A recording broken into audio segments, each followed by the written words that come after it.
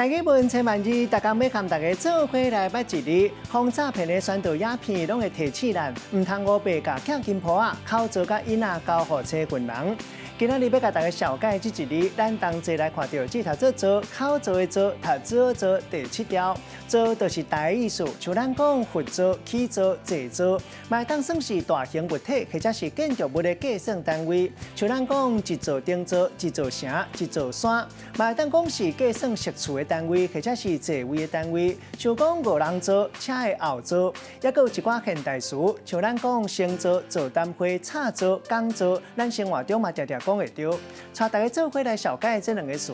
头一个就是拄则讲到的口座，这词是为日语来的，意思就是伫银行开的户头。第2个词读做在座，字面的意思是讲座位顶面的人，会当讲是所有的参加者。咱用一句话来举例，甲这2个词合做伙。譬如讲，现代虚拟货币真实行，